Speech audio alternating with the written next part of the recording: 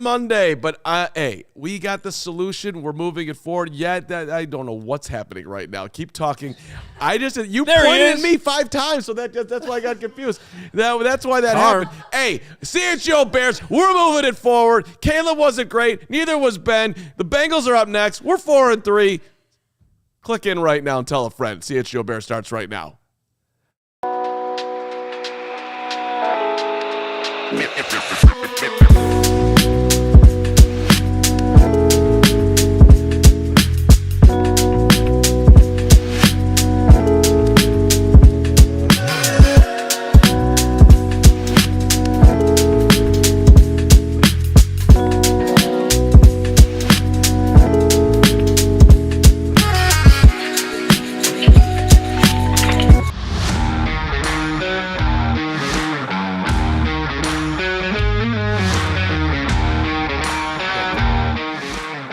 We are off. That's right. It's up. It's we are down. Definitely off. It's around. I thought that was one of our better starts to the show at a recent note.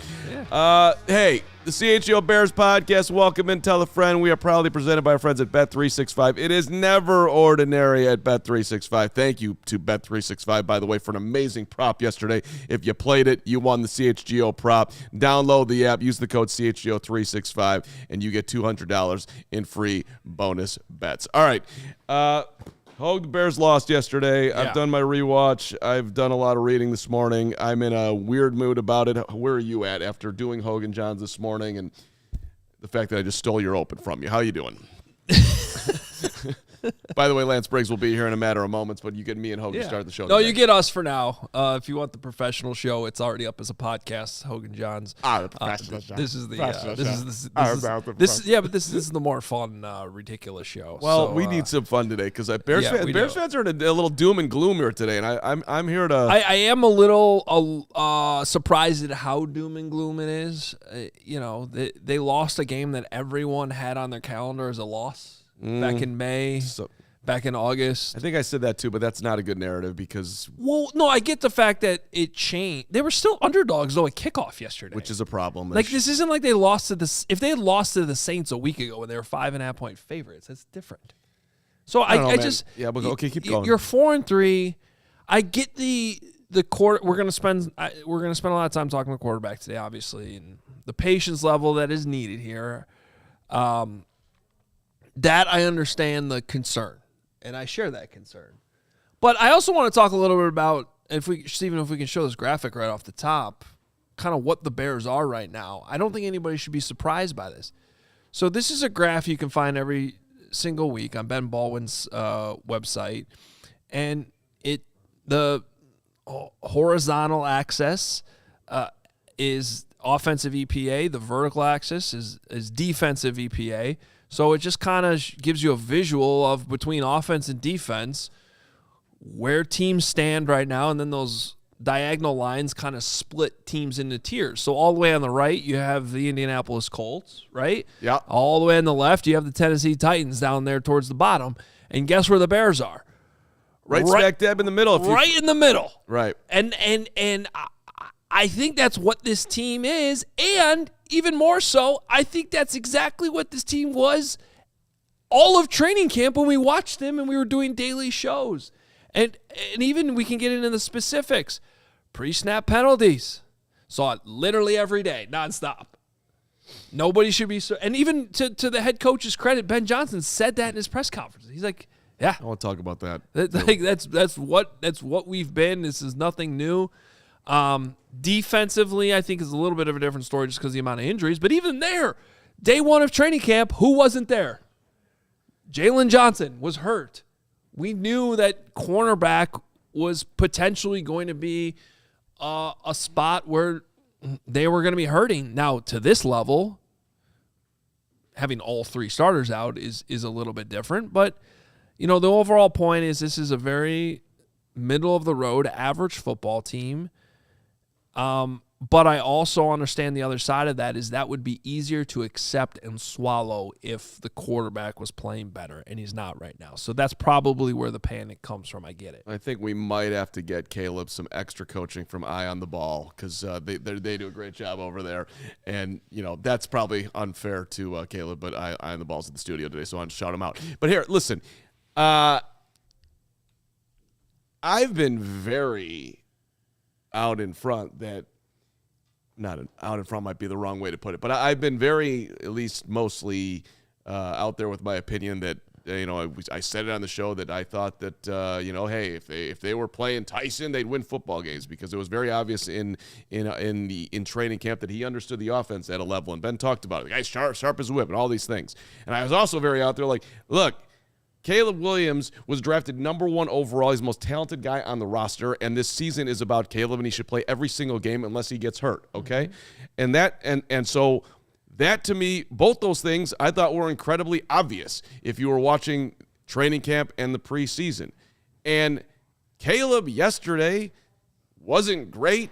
He wasn't terrible. The dude, if you just look at the stats, which is not a good way to go about it, you think he was terrible? I don't know if he's terrible. I think he was worse than the stats suggest. 100%. Yeah. 100%. Way worse than the stats. 25 of 38 for 285 yards. That's a good day. If you don't look at the touchdown to interception ratio. But the problem was when I did the rewatch, what jumped out at me was the end of the first half, where he absolutely was terrible. And it started out okay. They were deep in their own territory, and then he ran the ball for 22 yards. That on the surface was good. He got it down to the Baltimore 44-yard line, but instead of going out of bounds, he slid. So they had to take a timeout, which was like stunning unawareness in the moment. And then after that, he throws. Now at that point, there's 57 seconds left in the half. At that point, he throws a 5-yard pass. Am I messing up? It's really annoying. You're making a great point right now, so I just want to make sure people hear. All right. At that point, so now you're under a minute. What do you do under a minute? What you don't want to do necessarily is throw a ball right in the middle of the field when you're limited in timeouts. So that's what he does. He throws a 5-yard pass to Olamide Zaccheaus. Now you're at the 39-yard line, and the clock is running down to 26 seconds. Next play, what does he do? I don't know what he's doing. That's where the intentional grounding comes. The intentional grounding was on Colson Loveland. Okay, fine. It was a choice route, and he went inside instead of outside. And same thing, situationally, you need balls to the sideline there to stop the clock. Okay, great. We can put it on Loveland if you want, but ultimately, like the quarterback cannot end up with an intentional grounding when a player messes up. So something better than that has to happen. That costs him a timeout, takes him out of field goal range. And then they end up with the short pass. They got to run up. They do whatever the fireman drill, whatever they call it, and miss the 50-yard field goal. And everybody hates Cairo Santos. It was just horrible execution at the end of a half, and that type of stuff completely overruns the numbers. 55, good to see you. So I it's just like he should be better than that. That should not happen. Well, and I did this morning too, so apologies for people here the second time. As bad as the end of the first half was, I thought the end of the game was worse. Because you had DJ Moore has to run out of bounds. Yep. Has to. You're not getting in the end zone. And I'm going to ask you a question in a second, Briggs, about that. But then after that, you throw the ball short of the end zone on 2 plays in a row. Now, the first one was incomplete. Mm-hmm. The second one's a completion. You have no timeouts left. You're down. And part of that's probably on the play caller too. But I want my quarterback to have the awareness to know this ball has to go in the end zone. Correct. Or out of the back of the end zone. Short and complete short of the end zone is not an option in that spot. Cannot be thrown. And then they run throw it into the stands. Yeah. Throw it into the over the uprights. Then quarterback sneak, which was just a bad call, because if you don't get that, clock runs out. It was a mess. But I want to ask you about that. So DJ Moore's had probably, I would guess, he's a little frustrated by some of the lack of production and just how things have played out. Yeah. He gets this amazing catch, and it was a great catch. And he's running. And I understand some of the human nature element in that moment of being like, I am going to get my ass in the end zone here. Yep. I need to score a touchdown.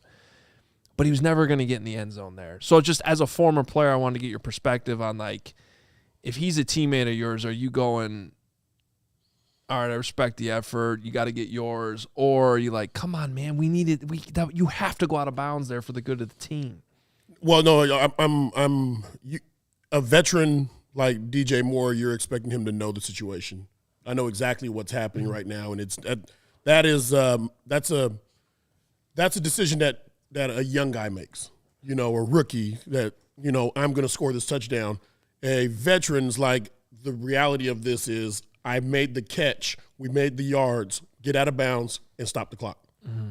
You know that. But we all know that. So, even if I was a teammate of DJ's, it's not something that I probably would say to him in the game, but during the week, while we're at lunch or whatever, like, DJ, why'd you thought you were going to score a touchdown?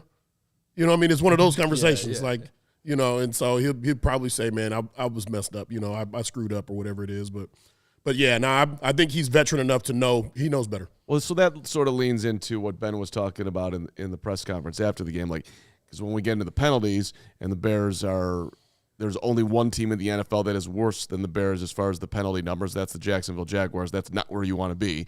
So, and then after the game, he's like, look, we've been drilling this all training camp, all season. Hasn't happened. So I'm going to put it on the leaders of this team to finally get it right.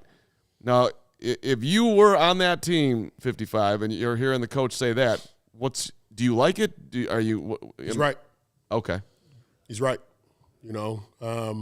Teams, a lot of times people think that, it's, well, is the coach, is he a disciplinarian? Is he have the locker room? Did he lose the locker room?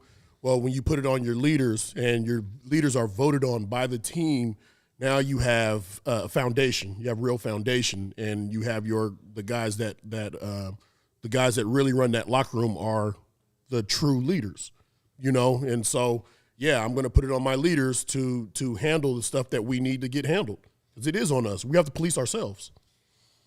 And Steven was in our pre-show meeting even bringing up, like, why should he even be on the leaders? Like, if you false start, you should know, like. Yeah, at some point, if I'm the individual that I don't know the cadence and I jump, that's my fault. I shouldn't need anyone to yell at me. I know I screwed up there. Right, but see, we're in the NFL. It's different than college and high school, because you have these players that make more money than the coaches, in a lot of ways. So when you say we put the onus on the leaders or on the team to police themselves, now you have a guy, and I'll use this example, on our offense, when I was playing, we had Olin Kreutz and we had Thomas Jones. And anybody that knows that had been in that huddle, they'd see each other cussing each other out all the time. Yeah. But they were always on somebody, whether, it was offensive line, Thomas Jones, like, get your guy in fucking line. And Olin's like, well, you get your ass where you need to be aligned. But it's always somebody holding somebody else accountable, because the team, we are policing ourselves, and we're doing what our coaches need us to do so that we can achieve it. Yeah. Well, it's interesting, though, what you said about, like, because players making more than coaches. Because this is the first time in our Bears' life that the coach is making $13 million, and the Bears are pot committed on Ben Johnson. He actually does have a lot of juice in that locker room. Yeah, right. Hey, man, I'm not going anywhere. They are not eating this money. So you're either going to get on board with me or you're going to go play somewhere else. Yep. I mean, the only guys that are making more than Ben Johnson on this team are Montez Sweat, DJ Moore, Tremaine Edmonds, Jonah Jackson, and Drew Dahlman. Everybody else, that's 5 guys, are making less than him. And his contract's longer than anybody on the team, too. Yep. So I mean, he's got some juice there. That this is like, it's like Hoge level juice. But I like what he said. He said I'm going to put it on our leaders. I think there's a lot of trust there. You have to continue to build trust, and this is year 1 for Ben. So while everybody's still buying in, and it seems like they're buying in, there's still trust that has to be, and trust is built every day. I also think there's something to be said for, like, pure accountability versus, like, you can respect your coach like you might respect your parents, but it's easy to, like, if you you get yelled at by your parents all the time, right? So like it's easy to tune them out. But like all of a sudden, like your uncle, who you might have a great relationship, he yells at you out. It's like, oh, I must have actually done something wrong here. Whoa, right? Well, I thought we were bros, cool, right? right? Exactly. You know what I mean? So if all of a sudden, like one of the leaders on the team is coming at you, then it's like, oh, okay. Like there's a different level of realization. I think that I have to fix this. Well, in Flacco cuts 9-3-6-8, you ask a good question on that. Who is the leader on this team that everybody on that offense is soft-spoken? LOL. See, the defense, I mean, I think if Uncle Grady Jarrett, if that dude talks, he's going to get some attention. Uncle Kevin Byard, he's probably going to get attention too. Yeah, but I don't think it has to be vocal guys. Yeah. I think if Joe Tooney, who's definitely more of a lead by example, quieter guy, but that almost makes my point even more valid. Because if all of a sudden Joe Tooney came at you and was like, I'm not saying he's going to get in your face, but came at you pretty strong, like fix this, then that would be like, oh, okay. And we don't know, like there's so many different ways of like Hoge was saying, there's so many different ways to lead. Some guys just lead by example. They're not good vocal guys, and maybe whoever the vocal guy is, they can talk with him and say, hey, this is what's going on over here, man. Let's make sure we get him going. He missed his block or he missed his tackle. He wasn't in his gap. And the vocal leader, he missed that, and now it gets communicated across. But there's a lot of different ways for these guys to lead, on this team. I don't think we can define just how one or this or that guy is supposed to do it, that satisfies us as the fans. So here, let me ask a slightly unfair question. But the Bears have 14 false start penalties. That's the most in the NFL. 14 of them. I think it's fair. I honestly would have thought it was more. Me too. Me too. Like it's more. It feels like they're averaging more than 2 per week. It feels like 78. But I'm gonna trust the number that when I read that. So 14. Okay, I didn't go back and count them, but just top of the NFL. Let's just say that half are on the QB. Is that fair? Can we put half on Caleb? Is any pushback on that? Okay, no, good. So let's put half there. Who would? Ben's asking for the leaders. No one, I don't think, is telling the QB, get on your P's and Q's, right? Well, okay, and we have to take a time out here, but I think this is a good transition to us going to the quarterback talk because I do think this is kind of probably part of the issue. Because ideally what we're talking about here, talking about the leaders, getting these guys in gear and more focused, when your quarterback's part of that problem and maybe not necessarily the voice that has the credibility yet, I think that's part of where some of this stuff can start to snowball a little bit because it's got to be Joe Tooney that. Right. Because otherwise, or maybe they're not captains. Maybe it's a Cole Kmet or I don't know. But we'll get into that coming up next because I do think that that's a good transition to what's going on with the quarterback. But first. Hey, whatever the sport, the app to bet, you know it. It's Circa Sports Illinois. Circa Sports, sports betting the way it should be. Circa Sports Illinois has high betting limits, low holds, and exceptional customer service. You can bet on all your favorite teams in every game this season. They got all of it. Spreads, props, futures, or in-game. Circa Sports has you covered. Fund and bet like a pro from anywhere, anytime in Illinois. Monday night tonight. Maybe a little Xavier Worthy. Yeah. I'm thinking he might have a big night. Well, Xavier Worthy, I like it. I think a little, and not just because I need him to go off for my fantasy victory. What about the Bulls and the Atlanta Hawks tonight? Make a little money. There you go. Hawks are a 1.5-point favorite. This is 2-0 Bulls. Sleeping on the Bulls, damn it. Bulls are unstoppable. Go to Circa Sports. Download your new bookie today at circasports.com. Must be 21 or older. Gambling problem. Call 1-800-GAMBLER. Hey, coaches, I'm talking to you. Eye on the ball. They want to help you out. Listen up here. If you are looking for more athletes to train, if you want to make more money, if you want to give back, this is the way to do it. Eye on the ball is where you need to be. Super simple. Create your own profile, upload your background check. Boom. You are in. A new promo for you, coaches. Free. 6 months. That's right. You like free? I like free. Everybody likes free. And then after that, it's just $50 a month. By then, you're making so much money that who cares about $50 a month? If you're ready to grow your coaching business, reach more athletes, live the dream, Go check it out right now. EyeOnTheBall.net. That is EyeOnTheBall.net. Don't wait. The athletes are there waiting for you. Basketball, tennis, swimming, football. I'm thinking about starting my own category, which is just being an elite Carman athlete. And you can just sign up for that. I got to talk to the upper management over there. EyeOnTheBall.net. EyeOnTheBall.net. Do not wait. The athletes are waiting for you right now. I appreciate everybody checking out CHGO Bears on this fine Monday. Even though the Bears lost yesterday, hit that like button, hit the subscribe button, tell a friend. So we try to grow this thing to the moon. It's creeping towards 100,000 subscribers on YouTube. So it's been a fun pre-show here. And Hoge, you've got a question that you've been sitting on the edge of your seat that you want to ask Lance. So get after it, buddy. Well, look, I mean, the headline on this show is how patient will Ben Johnson be with Caleb Williams? Mm-hmm. And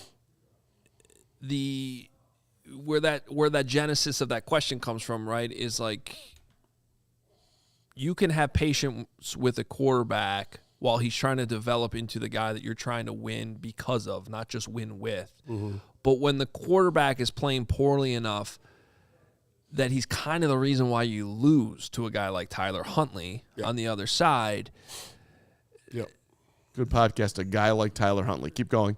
Well, yeah, somebody who was on the practice squad Friday. Yeah. You got outplayed. 15 starts in the NFL, has 6 wins. That's a problem. So where I wanted to take this is ultimately as a coach, you're trying to game plan. You're trying to scheme. So, Briggs, my question to you is, if you're now the Bengals, who the Bears play this week, yes, and you're game planning against Caleb Williams, mm-hmm. when you get in those team meetings on Wednesday and you're installing your plan and this is why we're doing this and this is what we're going to attack, what about Caleb's game right now are you, like, really, really worries you? So, game plan-wise, if I'm game planning against Caleb Williams, the first thing I'm going to tell that defensive room, our defense is, hey, number one, we got to stop the run. We have to stop the run with this team in particular that we're playing this week. The quarterback's not going to beat us. You know, we don't believe that the quarterback can beat us, whether with his decision-making. What we have to do is we have to be very disciplined in our lanes, you know, because he'll scramble, and the only way there for them to move the ball, in my opinion, is if he scrambles. If he scrambles, then it's we have to stay on our receivers because they may find someone open. But, again, I don't believe that he's accurate enough. You know, so when we do get we will get opportunities on the back seven. But if we don't stop the run, that is their chance right there. If they're able to run the ball on us effectively, then they have a chance to beat us. It's about exactly what I said he would say, right, Ho? Can I get credit on that? Yeah. But that's exact. So that's, I think when you talk about these quarterbacks that you actually win because of, mm-hmm. that's probably not what you're saying. Correct. First, you're probably not saying, no, we have to stop the run. No, you're saying we have to stop Patrick Mahomes. We have to stop Josh Allen. We can't, like, those guys are that, but that's what you got to get him to eventually. Otherwise, it's going to be this. This is more of the Bears are more of a situation of there's a ton of talent, and if he puts the ball somewhere in a catchable area, they'll make him look good, and when they get the ball, they can do something with it. Mm-hmm. But I don't believe he's a quarterback right now that is going to beat you. He's not a quarterback that's going to beat you in a lot of his yards. A lot of the yards that he gets, especially last year and moving in, even in this year, sometimes it's fluff yards. You know, it's going into the half and they're already up, and it's a dunk here, dink there, and moving the yard. So it's not always the legitimate yards that he's pressing. Well, to your point, there's a filter you can put on some of these things where you can X out garbage time. Mm-hmm. That 49-yard completion to DJ Moore right at the end of the game, that would come off his total. Correct. It just wouldn't count, and mm-hmm. some of that now it does count, and he does get it statistically, but that's why some of those filters are in there. Right. And by the way, numbers-wise, he is on pace for 3,900 and I forget exactly, 73 yards, whatever it is. Close. He's on pace for basically throwing for 4,000, which any Bears fan would have taken at the start of the year. He's got 9 touchdowns and 4 interceptions. Go ahead. I don't know, Carm. I think Bears fans want a win. Sure. I think they would rather have the win than amazing numbers. No, I of course I agree. Like if you told a Bears fan that he threw for 3,300 and the Bears won 11 games versus 4,000 and they were 8-9, yes, they're gonna do that. But like I do think there is this quest for he better be the first 4,000 yard passer in the history of the Chicago Bears. Granted, there's 17 games now too.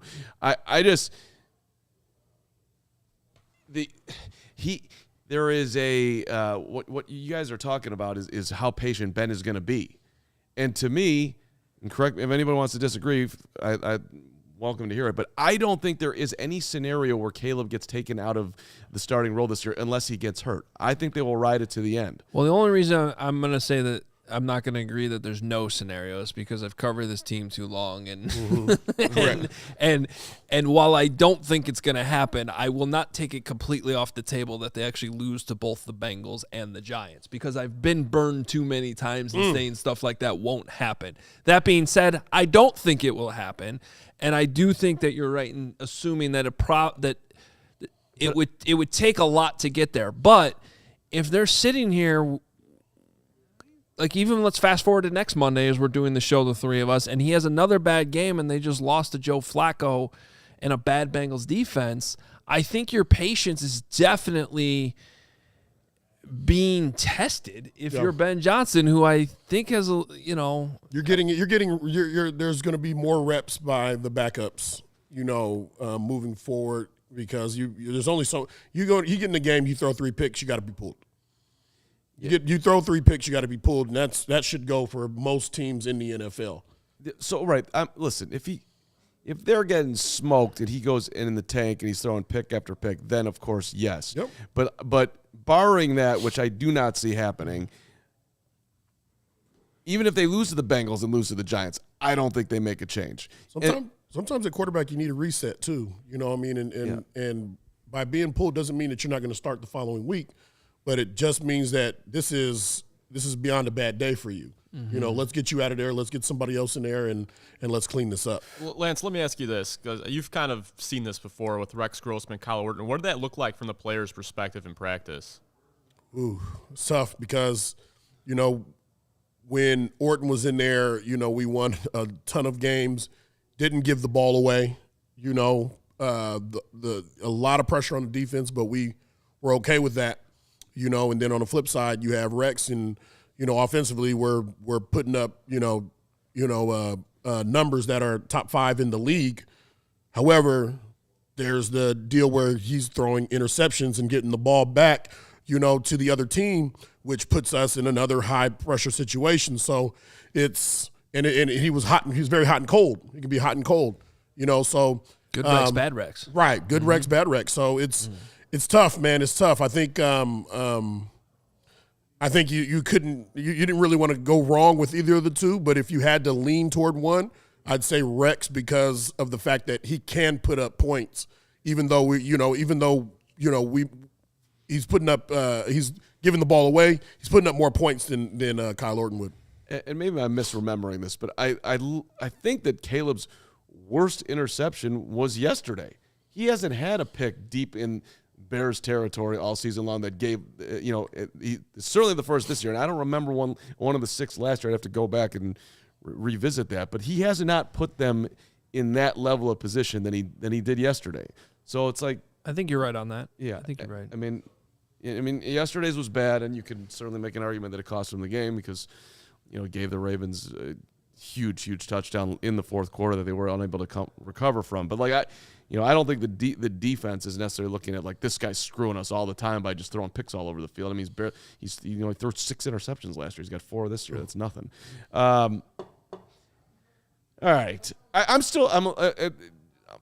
a little confused by I get that it's a week to week league and people are riding this roller coaster, and I get that it's not perfect anywhere. But they're 4-3. They just won 4 in a row. They weren't gonna go on a 10-game win streak. You're smirking over there. Am I the only one? Hoge, you have a great pulse of the fan base at all times. I'm just a little bit surprised at how much of this is turned in one game. It's the quarterback. Yeah, it's the quarterback. I don't think anyone's shocked they lost yesterday, but it's It's the Bears fan dread that, oh no, here we go again. It is, and Drake May is, I think, top 3 in MVP odds right now if you go on the Circa and look at that stuff, and it's just I cannot blame Bears fans for feeling that way, because everybody in the world just wants them to be like, okay, we have our guy at quarterback. We just do, and it's never been the case in the history of this team. Hey, the way I look at it was, for 4 weeks, we were talking about Super Bowl, and everybody was high-fiving. It was exciting. It was a really exciting 4 weeks. I hope we can get another 3, 4, or 5 weeks, going streak again. But it was really fun in the city of Chicago and around and just everywhere. People wore their Bears gear with pride for 4 weeks. I mean, it's almost like we were just walking like this. Yeah. And then we just walked off the cliff on one loss. I'm like, is it really that bad? I mean, I don't walk anything like that, but yes, I'm walking though. Yeah, strutting. That's what it was. That's what it felt like. We were just living the dream. And now we just literally fell into a shark pit. Just chill out. We didn't take the ball away. We needed 3 to 4 takeaways on defense to cover up the stuff that has been happening, which is what they've been getting. Right. It's been covering up a lot of stuff. Yeah. All right. Yes, go ahead. Well, I was just going to, we can get into it later, but that's the thing I'm worried about going forward. The lack of turnovers being sustained, or that many turnovers. Well, I already being was. I mean, that's why I asked Kevin Byard that in the locker room the other day. Is this rate that you guys are on sustainable? But also now, and that was before we knew Kyler Gordon was hurt, or even before he actually got hurt, because I think that was Wednesday when I talked to Kevin. But I don't know who's covering Jamar Chase this week. I'm worried. I'm worried about Joe Flacco. Joe Flacco, he might not be able to move anymore, but he knows how to get the ball. He knows where he wants to go. And Jamar Chase needs to go. Well, as far as this year is concerned, the injuries are a major concern. Yeah. Kyler Gordon is a huge loss. Jalen Johnson was a huge loss. Wherever Tyreek Stevenson is, that's not great. Even yesterday, their line took a big hit yesterday. Dom Rob's not the best player on the team, but he's been a viable part this year. That's not great. Shamar Turner was coming along. He made some plays too. Had made huge plays in the Raiders game. Both those guys in the Raiders game made huge plays. Like they probably wouldn't have won the game without them. So all those the amount of injuries is of massive concern. What's not of concern is the amazing performance by the professor. So why don't we do that next? But first. New vehicles are in store at Ray Chrysler Dodge Jeep Ram. This is your chance to score a great deal at the Drive in the Fall event. Head to Ray CDJR on Route 12 today. You cannot miss it right before you hit beautiful Nippersink Lake. If you're driving from the south, if you're coming from the north, then you're going to see the lake first. Dominating Route 12. Choose from their huge inventory of new Chrysler Dodge Jeep Ram vehicles. Right now, you can get 0% financing for 72 months available on new models. Plus, shop over 125 vehicles priced under $20,000. With a friendly team of brand experts, the team at Ray CDJR is here to help you during each step of your car shopping journey. And with Ray's Price Promise, you can shop confidently with no add-ons or hidden fees ever. The price you see is the price that you pay. So don't miss out on the Drive in the Fall event for huge savings on new models. For more information, visit Ray CDJR today on Route 12 in Fox Lake or online at raycdjr.com. They've been serving the community since 1963. And if you want more reasons to buy from Ray, he does think the Bears are making the playoffs. His confidence level is at a 7, and he completely believes in Caleb Williams. I was just texting him during you talking about Ray. Also want to talk about our friends at 4 Seasons. Look, plumbing emergency, who do you call? 4 Seasons. That's right. Electrical emergency.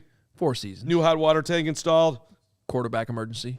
4 Seasons. 4 Seasons. 1, 2, 3, 4. I actually don't like doing their ad read because I just want to be able to sit there and just tell you 4. But this is what you need. 4 Seasons, heating, air conditioning, plumbing, and electric. They've been serving Chicagoland for over 50 years. Don't think about going anywhere else. Save $4,000 on furnaces and comfort systems with 4 Seasons heating, air conditioning, plumbing, and electric. $39 a month for the AC, furnace AC combo, $57 a month. Visit 4seasonsheatingcooling.com for all their special offers and money-saving coupons. That is 4 Seasons Heating, Cooling. heatingcooling.com, your local trusted experts, 4 Seasons Heating, Cooling, Air Conditioning, Plumbing, and Electric. I love our friends at 4 Seasons, and I love Mondays at 1:36 when we get into the... Am I right on that time? Is that the time? 1:34. 1:34. Oh, You like 1:36 though. You'll be very happy in 2 minutes. I will be very happy in 2 minutes. Thank you very much. Had a great time with Hoge last night at the Blackhawks game, by the way. Hoge Hawks. Hawks. Hockey Hoge. It's Hockey Hoge is just a different level. Dude walks in, he's got his jersey on, he's just got the strut is bold and beautiful. It's a beautiful strut. Okay. It wasn't like this. It's not like But I thought that was a great job by yours truly. Hit the like button for that walk, damn it. Let's go. Bears were going to the Super Bowl. No. All right, let's get to the professor who is in town. We got the grades. Yes, the professor is back. I would put no B+. There's no way. That is the lowest grade I've given this year. Gentlemen, it's not looking good. It's not looking good. All right. This is You look good though. Those glasses look outstanding. Thank you. This is a bit of a reality, back down to reality for the Bears. Offensively, D-. And here's the interesting thing. You know, they had 372 yards of total offense, but we were only able to produce 16 points. You know, that means we weren't able to finish drives. Obviously, we gave up a sack and turned the ball over one time. And again, we talked about this too, Hoge, you know, where the takeaways have been able to kind of overshadow what's really been happening, and we consistently continuously shoot ourselves in the foot with 11 penalties. So, Professor, I got a question for you here. Yep. So I was going through the rewatch today, and Zion Eagle on the broadcast yesterday, right? Yep. Yeah. JJ Watt. Yeah. Did a great job as always. The voice it's like just punctuates your day. So DeAndre Swift gets the ball in the third quarter. I wasn't counting carries at that point, but he's like, that's his 5th carry of the game. 3:21 left in the third quarter. He's hurt though. So that's what I think. Yeah, I think he's hurt. Like it doesn't look like he's healthy. He's been on the injury report. He was questionable for this game. Monungai got the first carry of the game, which too. I didn't notice either until the rewatch. The Monungai was the first guy out there. They started the Monungai. We're all Monungais, but we don't really want the Monungai starting right now. DeAndre Swift had back-to-back 100-yard games. But so, Professor, do you think that they were wrong to diminish the run game to that level? Maybe Monungai should have been getting the ball. That's super late in the game. Well, if he's not healthy, sometimes you got to save the player from himself, and you have to make a tough decision and say, hey, we're going to go into this thing and say, hey, Monungai, this is going to be your deal. You know, it's going to be your game. Roshan, you're going to back him up, and we're going to feed you, you know, like as if you were Swift, you know, over the last however many weeks. You know, they felt like he was healthy enough that he could go, but obviously by the amount of carries, it showed. Like it was, you know, so I don't know. If you're not going to have Swift in and you know it's going to be Monungai, you know how many carries that we've had over however many weeks that we need to produce to get a commitment to the run game. And if we're not going to do that, then pull Swift out. Yeah, I mean, and by the way, though, Swift looked good when he was getting the ball. He still had 4 yards per carry. So it's kind of a confusing situation. Maybe it's load management. Maybe it's a pitch count they had him on. Well, and just on that drive, they gave his 5th carry came at 3:21. His 6th carry came on the next play. His 7th carry came one play later after that. His 8th carry was after a completion to Rome. And wasn't that the touchdown drive? And then they flipped it to him. By the way, on a beautiful screen pass, he took it down to the goal line and they scored. So I mean, I'm not trying to say it's as easy as just give the ball to DeAndre Swift. The offense is going to cook, but it was interesting that it happened that late and they did score, and the amount of success they've had the last 2 weeks. That's all I'm saying. If you had to guess what percent of the carries DeAndre Swift had yesterday, and I have it here, what would you say it was? 2/3. I should know this because I'll save you the time. 49%. Right. And that that's coming off the carries. Of the snaps. Oh, of the snaps. Yes. Oh, the snaps. Yeah, that's coming off of consecutive 100-yard plus games. I mean, I was a little surprised. He did still get the touchdown. That was the lone touchdown for the Bears. Yeah, that's a pitch count. That's what that is. Yeah. All right, what do we got for defense? Defense. Surprise, surprise, fellas. It is going to be an F plus. Ooh, an F plus. I gave it an Why F the plus. plus? I gave it an F plus. One thing they did do well is they kept the Ravens offense under 200 yards, but 177 yards of rushing. We did not take the ball away. They were 40% on third down, and to top it off, fellas, we gave up 30 points. All right, that and by my standards, by the professor's standards, it garners an F plus. 200 is the passing number that you want to hold it under. That's why you're Yeah, okay. that was good. Okay. Yeah, 30 you see- points to Tyler Huntley.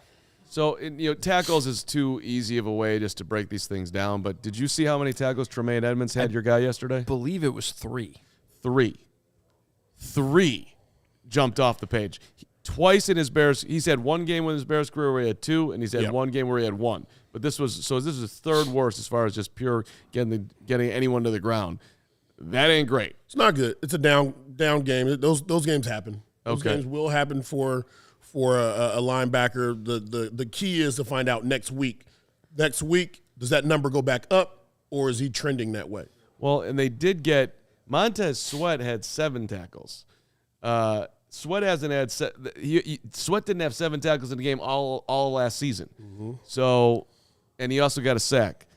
He's been trending up the last 3 weeks, I'd say. I don't know, Lance, how much you just keep your eyes on him, but there was one play yesterday where it's like he's trying to keep containment, but it's just him and the guy that he's trying to beat and the quarterback, and he's right in front of him. And I'm sitting there like, take that dude to the ground and go kill Tyler Huntley. I don't know how much anybody else is doing that when you're watching him, but it feels like I see that at least once or twice a game. Well, if he has 7 tackles, that means he's close to the ball. And that means he's being what we call a playmaker. And early on, I thought that he potentially could have had a fumble. Or a forced fumble. It was really close. That would have been a great start for our defense. I think we would have because I think takeaways, they come in bunches. So if he'd have started that off, that would have knocked down the dominoes. Okay. Special team. Hoge's favorite. Well, special teams. This one I had to have a nice little conversation with Hoge, to clarify what I had a feeling for, and I was being generous. But the reality is D+ special teams. I think it has more to do with the success of the Ravens, than it is what the Bears did. I know Cairo, obviously he had a decent day, but he only has so much leg. Yep. He only has so much leg, outside of Duvernay getting the big return. But as far, it wasn't Tory Taylor's best day. We talk about Tory Taylor every week, and Ravens punter was able to get it inside the 10, and not only did he get inside the 10, but they caught the ball. Like that's textbook. Yep. Yeah, I thought 2 of the bigger plays in the game were the punt the Bears did execute, but then had called back because they couldn't be lined up properly. Because the Ravens would have been pinned back at the 2. Yeah. I don't know the exact numbers on that, but I got you. It was a 59-yard punt. I think it was at the 1, actually. Well, they spotted it at the 2, but yeah. At the time, it was second quarter. Bears trail 10-6. Yep. That would have gotten them down at the 2 then. Yep. Instead, they get the ball at the 22. They march down the field to kick a field goal. They're up 13-6. And they took a lot of time off the clock on that drive, too. And when you get backed up at the 1 or the 2-yard line, almost always you end up punting. You see very few 99, 98-yard drives. It happens, but usually not. Your just play calling shrinks, your menu changes, and you almost always punt. So I thought that was a massive play in the game because it ended up leading the points for them instead. And then you mentioned it, Briggs, they execute the great punt that backs the Bears up, and that's exactly what I'm talking about. You get backed up, a lot of times it turns into a turnover. Yeah. And guess what? For the Bears, it turned into the key interception, one of the biggest plays in the game. So, that's a perfect example when we talk about field position and the punt game mattering so much. I thought those were 2 huge plays in the game. DeMarco Jackson, that's a rough head hitting the pillow after that. You had limited time to be out there. I didn't line up right. I cost us 22 yards. It ended up in 21 yards. It ended up in a couple of points. By the way, on that drive, too, Nick McLeod, who was one of the Bears that are talking today virtually, Hoge, you might want to know that. had a huge penalty on third down on that drive. Yeah, the DBs struggled. Can I just send out this message to everybody across the league? I don't care if you're on offense, defense, or special teams. The league is cracking down on how you're lining up. Line up. It's the first thing you do. You get the play called, then you go line up. Yep. Alignment, assignment, technique. Alignment's first. Just line up properly. They're looking for it. The officials on each side, looking down the line, they are begging. The league is telling them, throw your flag. So just please line up properly, because the Bears have now been killed in all three phases. They had a touchdown wiped out in Washington, which I still don't love this situational call there by the officials, but they're being told to throw the flag, so they're doing their job. Help each other out. Line up. Help each other out. You're looking down. You're a gunner or a corner or whatever, and you're looking down the line. Tell them scoot back, scoot back, scoot back. You can see that they're offsides. Yeah. So Professor, when you're in the locker room and you're going through the tape and Jonathan Ford is lined up and his head is past the center's butt, does that dude get called out in that room? Like, dude, what the? Or do people just sit there like, just shaking their heads in that moment? Because that's hard to believe. I just don't understand. If I'm not saying it on the field, I'm not going to say it in the room. Like that's like what's the point? We just more than likely we're gonna call him Big Dummy. Come on, Big Dummy, don't make that mistake again. Yeah. Okay. That one was unbelievable. That was an all-timer. Yeah. The ball is right here. I mean, he's right. Yeah, it's not like he's lined up. Here's the ball, and I'm lined up here. He's showing that he's hungry. He wanted to make a play. He was hungry. He definitely was hungry. Yeah. Or a penalty. Yeah. Let's get, all right, we still got coaching. What do we got coaching? Listen, in the law of averages, the professor says we got a D-, a F+, a D+. We're going to average that thing out to a D, fellas. And I think for coaching, it's less about the call and more about the execution. We had very poor execution. We continue to have tons of penalties. So that has to be cleaned up. And until it is, I don't see this grade getting any higher. Yeah, and I'm glad they had a great Wednesday practice, as Ben Johnson said. I don't know what they did the rest of the week, but guys got hurt. Mm-hmm. They apparently didn't work too much on – how much do you guys still work on like training camp we see at the end of every practice? It's end of game situation, end of half. Once the season starts, how much – is that a once-a-week thing, every other week thing? So Wednesdays would be first down, second down. Thursdays would be third down and blitz. And then Fridays would be coming out, going into the end zone, short yardage, and also 2 minute, 4 minute. So it's all the situational stuff. That's how we did it. Yeah. And then Saturday is review of all of that stuff, plus the, let's say, Hail Mary stuff, any of that stuff, all the small different things that may possibly happen during the game. But at that point, you're only getting a few reps at each thing, right? Like, it's not like camp where – yeah, no, you're limited. Yeah. You're limited. Now, depending on how much success or lack of success the week before, we might spend a little bit more on fourth down or fourth and short or coming out, or in that just entering the green zone or the red zone because we had issues last week. Right. So, you're still limited. Like this week, I assume they're going to spend a little bit more time on end of half, end of game. Yes. Situations. Did you hit during the week, later in the week when you were playing? Yeah, we hit on Wednesdays. We hit on Wednesdays. We hit on Thursdays. But it's different. Like, when you get into mid-season, unless if there's a new player, I always knew, like you still say, there's a new fullback. I'm like, oh shit, you gotta forgive because he has to make the team, and so he's gonna go hard, But we have a look squad and we have our defense. What we do need to do is we need to let the coach know that we secured the tackle. So we're gonna thud. Yeah. But I'm not gonna lay out and try to knock somebody out. Right. Form tackle. Right. Just form it up. Make sure that we secure the tackle. Okay. And so then if it's a dude that's not trying to make the team, he stops. It's the middle of the year. Everyone's dealing with something. But you always want to practice good habits. Yeah. So like if I'm supposed to make a tackle in the guys in the hole and I just tag off on them, you know what I mean? I'm now practicing a bad habit. I'm not bending my knees, and so in the game, I may make that tackle, I may not, you know, but if I'm practicing the right things in practice all the time, that's what I can expect to be ready for in the game. So there was a play late in the game yesterday where Derrick Henry's going to the end zone. Jaquan Brister's not going to stop him. The game's, in essence, over. That's not ever a mentality of a player, but Brister just kind of let him go in, basically. This is the way I saw it. Yep. Do you think that bothers coaches? Does that bother guys on the team that Jaquan Brisker, who's had multiple concussions, didn't completely wreck his body to try to take Derrick Henry out when you know it's they're at the 1 yard line? It's already. Can I interrupt? Yeah. Derrick Henry should have gone down. They might have actually might have actually told him to let him score, because if he goes down there's only the 2-minute warning there. The game's pretty much over. That's okay, fair, but taking taking that part of the equation out of it.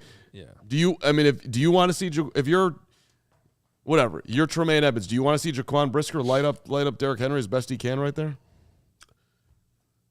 Yeah. Like we're all different, and there are like I've been in a position where Mark Trestman, we had it's called no mas, and he said it's no mas. It's a situation like that where he said we want to let them go, we want to let them score a touchdown, and my response to him is, well, then take me off the field. I was like, because that's not in me. I won't do it. Like I won't just let somebody go into the end zone, and it's fine. Like if you want to do the play, okay, good. Just take me out. We have plenty of linebackers. You can put somebody else in. So we're built different though. Right. Right. I mean, everybody gets put under the microscope when you lose, and yeah, and when you're talking about leaders and wants more accountability, I do wonder like what's resonating throughout that locker room as far as what Ben wants and what that's interesting, man, because like I'd break my neck before I let somebody score a touchdown. You know what I mean? I'm putting my body into this thing, and it's interesting because there's so many analytics now, and even going down to I coach youth football, and it's like do I coach it the way that the analytics say now, and say, hey fellas, in this situation we're gonna let them score a touchdown, because if I create that habit now at this young age, now it's only going to get worse. Oh, well, the analytics say I got to let them go or I got to do this. No, I don't care what the analytics say. You know what I mean? Our job is to keep them out of the end zone, and you give everything you have to do that. Right. So a funny story on that. So we had a JV game a couple of years ago where the situation came up, and we're in a timeout. We tell the kids, like, you got to let them score here. They were so confused. Yeah. They were like, what are you talking about? And it was we're in there. We're like, just trust us. You just have to trust us. You have to trust us. And they did. They let them score. And guess what? We actually ended up winning the game. Believe it or not, we came back and it worked. But I totally get where you're coming from, because like you don't want them to have that type of mentality, or then later in a different game be like, oh, is this a spot where I'm supposed to let them score? Because then they start to overthink it. Yeah. So I get it. I think moving forward, I think the best thing to do might be to take the ones out. Put like the 3s or 4s in. Yeah. And say, guys, go do your best. Yeah, you got this. Ain't no thing. All right. Well, Professor, I think you did an excellent job today. Very, very, very, very strong as per always. Let's take a quick look forward here, Hogelicious, if you will. Okay. And Briggs. Hogelicious. Yeah. Well, it's a Monday.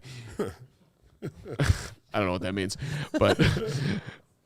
The Bears are a 2.5-point favorite going to play Cincinnati this week on the road. We're on to Cincinnati. I just thought that was interesting today. 2.5-point favorite. Wow.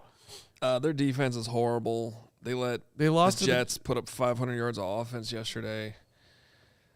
Well, it also circles back, by the way, to our headline, because you are playing a Bengals team that just gave up 39 points to the New York Jets, who were 0-7, now 1-7. Justin Fields had his best game by far in a Jet uniform, getting a W yesterday. It should be a good bounce-back game. Yeah, but if you don't, well, it's concerning. I mean, what does Ben do? Now, I saw in the comments here, I'm going to take that it's accurate, and I believe this it makes sense to me that Ben was on with Joniak this morning and was singing Caleb's praises, which is exactly what I would think he would do. There's no way that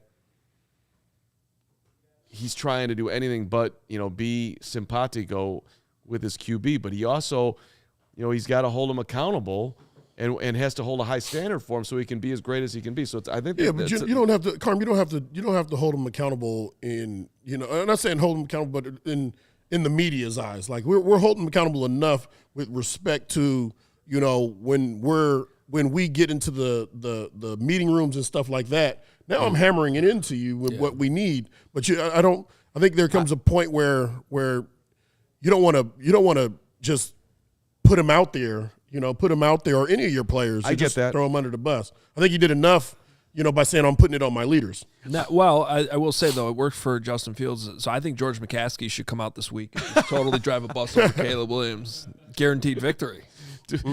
Imagine George ever doing that?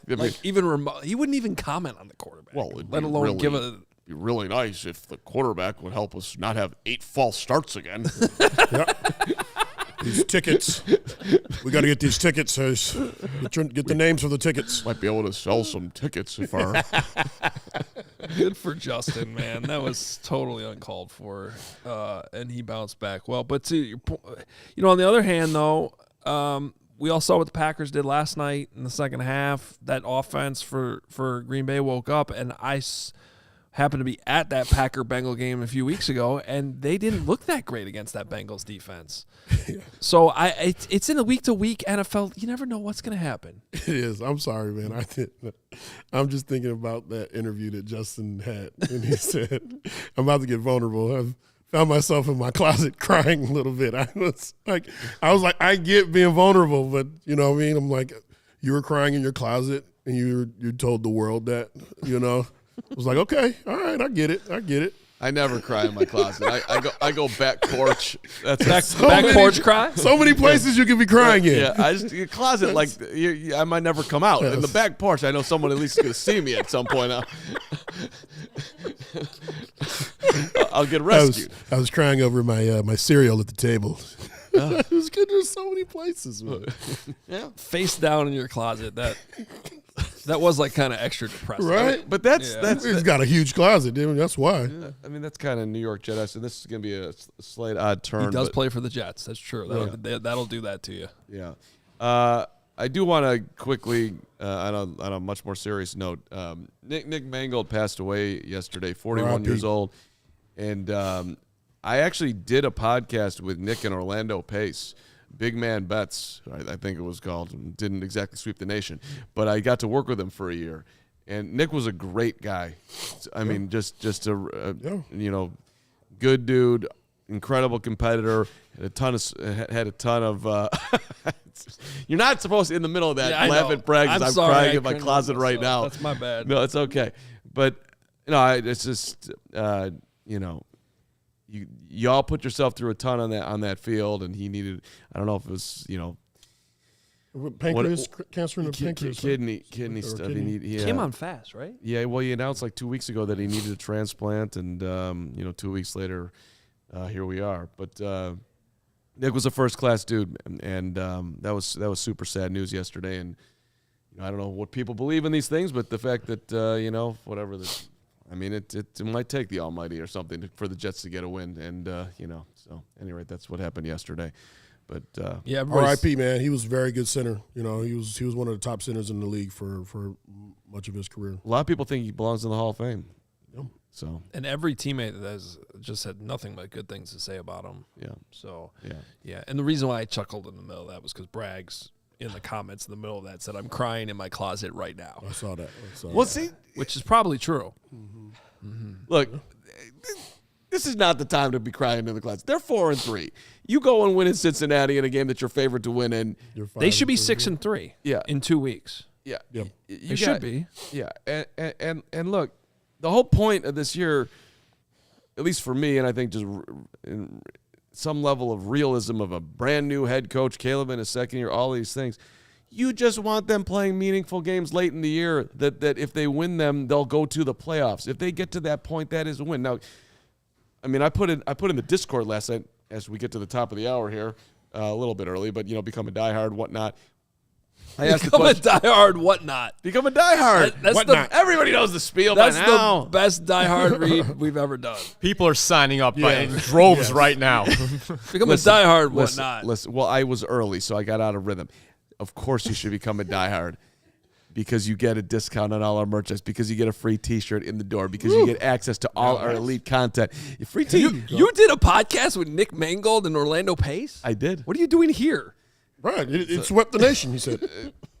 It has been a very rough turn, but I came to rescue you guys. That was it, and myself, and it's worked out to this point. Hopefully we'll keep it going here. Thank you to all who have supported us by being a diehard. It's a great way to support the show, and we try to make it more than worth your while by those allchgo.com.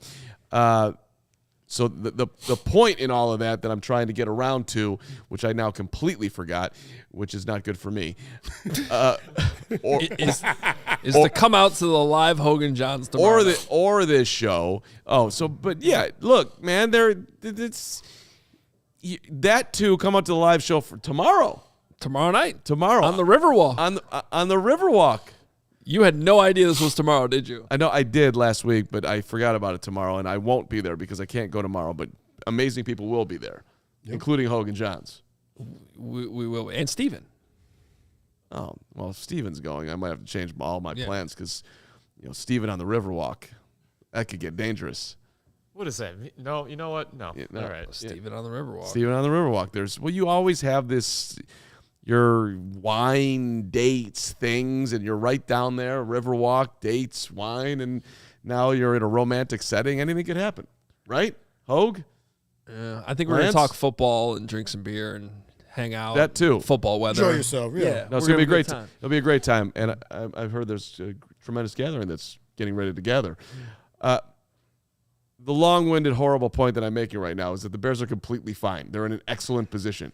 That I understand that it didn't go great yesterday, but the dude still nearly threw for 300 yards. There's a lot that they could clean up, but the talent is still there. The coaching staff is still there. Let's not freak out after a 4-game win streak and one really, I'll call it a really bad loss, because losing to Tyler Huntley, that sucks. And you started out the game, you looked like you were going to win by 80, and you somehow lost the game. So all that sucked, but let's not go completely crazy. What do you think, Hoge? Did I win you over there? I mean, that's kind of how I started the post-game show yesterday. So I think it's the NFL. It's okay to lose a game. I mean, no one ever wants to lose a game. There's only so many of them, but you're not going to go 17-0. You're not going to always win 4 games in a row, make it 5. Things are going to happen in this league. At the same time, I think it's okay to change expectations based on what we see. Like, our expectations don't have to just stay what they were week 1, because you don't know a whole lot about your team week 1. You learn as the season goes along, so it's okay to change the expectations. And so to sit here on a Monday and be a little worried about the offensive inconsistencies, the inconsistent quarterback play, and the health of your defense, I think is also completely fair right now. They have things they have to fix, and that's the problem. The problem is the things they're consistent with up to now. Most of them are not something that helps you to win games down the line, down the stretch. So number one, we have to clean up penalties. Yeah. We have to clean up penalties. Those are within our control. That's within the player's control. We have to stop the run defensively.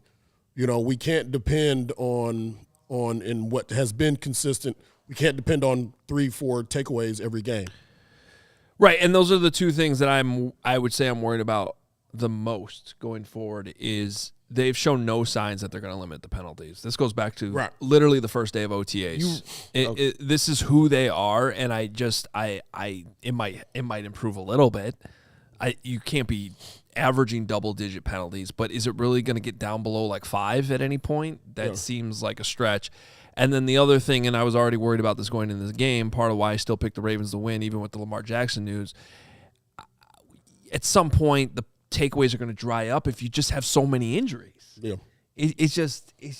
And so sort of like half worried about the health of the defense, half worried that the takeaways are going to be sustainable the rest of the year. Well, if you're hellbent on this year and this year mattering, and you have no grandiose view of where they're going, the injuries are a major problem. Huge. Major problem. I'm much more so, at least for me, than the penalties, because I do believe somehow they're going to clean up the penalties. That Ben's request will resonate in that locker room. Maybe I'm crazy.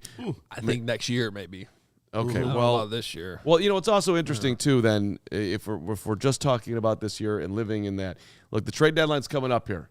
You got stuff going on in that field that you don't like. Ben Johnson's got a lot of pull around there. They're gonna. Is anybody gonna be leaving this locker room that he doesn't want around? Oh, you're talking about trading away guys. Yeah. I'm talking about addition by subtraction. People Ben doesn't like. Get out of here. You are not a guy that I want in this locker room. I think that's on the table. You got names in mind though? I do. But I can't think of anybody. Who's like a clubhouse cancer? I'm not calling anybody a clubhouse cancer. There's no Chase Claypool going on here. No. Who's the guy? What guy do you not like? Or you think is I don't think there's anybody urgent that you're shipping away for nothing right now. Do they make changes after a season of knowing who all these guys are now as coaches? Absolutely in the offseason, but okay. Well, you want me to name names? I'll name names. That's your call, man. You got to walk in there on Friday. Yeah. Well, okay. Honestly, I don't have. I thought you were going to ask me if I think they should add on, and my answer to that would be, it would have to be a very specific thing that makes a lot of sense long term for me to start trading away draft capital to add to this team. Right now. I'm mostly a no on that one. Yep. Yeah.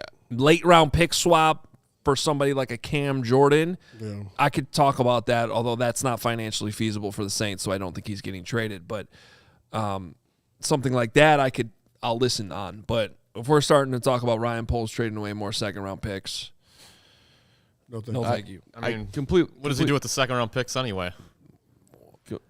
Right. Well, that's the other side of that. I went there. Yeah. But that doesn't mean you trade them. That's not legit. And I don't really have any name that I think is legitimate that likely to be traded, but I do think that I don't know what Ben Johnson thinks about everybody, and I guarantee you it would be highly unlikely that he didn't have a negative opinion on some of the people in that locker room. So would they do something at the deadline? It'll be interesting. It's coming up November 4th. We'll see. So, all right. Well, we're on to Cincinnati. We're on to Cincinnati, and we got the Hawks coming up. Do you want to do super chats here, Hoger? Sure, real quick. Clydesdale Media, $5. CrossFitting Carm, what was your 50 cal bike time? The video was out. If you saw that, I went and didn't see it. Don't want to see it. You do want to see it. You'll love it. Okay, I do want to. So I went. It was a beat Bajan challenge, and you had to beat 50 calories on the Rogue bike as fast as you could possibly do it. Oh, it's not a real bike, not like you're on the trail. You're not on the trail. No. You're in the gym. It's like a Peloton, and you're on. It's like you call it a Peloton, but it's got the arms, the legs, the whole thing is going. And so these CrossFit dudes were in there, and one guy looked basically like Briggs, and he handsome fellow. He was a great looking dude. His hair was super flowing, and he's got this going, so the wind's blowing his hair up. Okay. 38 seconds it took him to burn 50 calories. Okay. Wow. 38 seconds. Yeah. Bajan did it in 42 or 43. Carm came in on the back row at a robust 3 minutes and 10 seconds. Did you rock the biker shorts? Oh, no, I didn't. I was just showing up unannounced. Well, not unannounced. I was just going there to hang out basically, and they're like, "You want to do this?" I was like, "You were unannounced." I'm an athlete. Let's go. And I finished last, but it was a competitive last. It was competitive last. Competitive last. Thank you. Maybe we'll show a little. All bit right, of that I actually video. do want to see that now. You do. 3 minutes and 10. Now I'm curious what I would do. Javen Terry, $10 on the coaches show. Ben said he was encouraged by Caleb's play and saw tangible growth and praised how hard he's working, but let Bears fans tell it. He sucked, and we need to have a conversation. True, so is somewhere in the middle. Joe Calcagno, $10. It isn't fair to Caleb, but we are sick of rookie QB development here. It has been the same repeating story since 2017. Caleb was the most highly thought of, has the best coaching, O-line weapons. What the F? It doesn't look as bad as it looked before, Joe. You got to zoom out a little bit. Yeah. This ain't Mitch Trubisky. I'm sorry. I get what you're talking about, but No, I said that, yes. These a aren't the big games where difference. the quarterback struggles to get to 150 yards. right. Samson Goudreau, $5. Caleb has had one solid game out of 7. The win streak was great. 3 to 4 of them weren't staple, were better than you wins. They haven't won one game this year because of Caleb. You want to say Dallas, and you can maybe say that, but they haven't. He hasn't been the reason they've won yet. Is I think what you're talking about. Oreo Hoodlum, $2. Kyle Manungai's vision is dog poop. Great blocking, though. And back in point, $5. Sending Carm to save a podcast is like sending the EMTs to a funeral. It ain't going to work. Wow. Damn. You know, back in point. Too late, huh? It's one of your worst points. Point. Is this Robert Lee? I hate how they changed is. the Robert Lee, yeah. things. Okay. Don't even care to mention it on a No Victory Monday, but it's my birthday. If you guys want, you could try to cheer me up, or I could just head to the closet and shed a few tears. Don't go to the closet. Yeah. Happy birthday, my man. Robert, you're the man. I don't have the No Hans Kaleva? I don't have the harmonica, so you wanted me to Hans Kaleva for Robert. That's a lot of pressure on the moment here. Briggs, get involved here. Hans Kaleva, Hans Kaleva, Hans Kaleva, Robert. Come on, Robert Lee. This is not what he asked for on his birthday. Is a friend of thee. Robert Lee, a friend of thee. We appreciate you. Just cheers him up right here. Hans Kaleva, Robert Lee, happy birthday. We appreciate you. Hans Kaleva, Hoge, $5 from Braggs. I've decided I will talk about every day until the Bears make the playoffs, or I will gain an extra 500 pounds. You know, Fat Braggs is kind of rough. I mean, do we have a side-by-side of those, Steven, anywhere available? No, we don't? Don't have those ready, no. Yeah, don't do that. You're looking good nowadays, Just ask Greggy. him if he has a side-by-side readily available Yeah. of fat and skinny Braggs. Why would he have that? Because he's Steven. He's the most prepared producer in the history of producers. You're looking good, Gregory. Don't do this. Go get yourself, go crazy today. But, don't do that. Because that's what will happen if you go Taco Bell. You're just getting get comatose. You won't be ready for the show. It won't be good for brick by brick. Briggs will eventually, he'll tire of you. So you're going to be thrown up, you eat Taco Bell, toxic hell. Well, I saw him in the drive-thru yesterday. Well, I saw on Twitter that he was on the drive-thru from the photo he posted. So, all right, I need to go watch more Caleb film. Oh, Me boy. too. Let's go. You're not.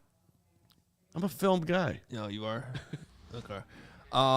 Hey, tonight though, speaking of Braggs, got the After Dark deal going on. Braggs After Dark. Braggs After Dark, Braggs and Company, whatever they're calling it these days. It's an award-winning show, 7 p.m. You don't want to miss it. And then we're right back here tomorrow. We're gonna get a good guest to talk about Caleb tomorrow. We're gonna break it all down. We'll be right back here 1 p.m. Ben Johnson talks later today, so I'm sure Braggs will have some of that for you tonight as well.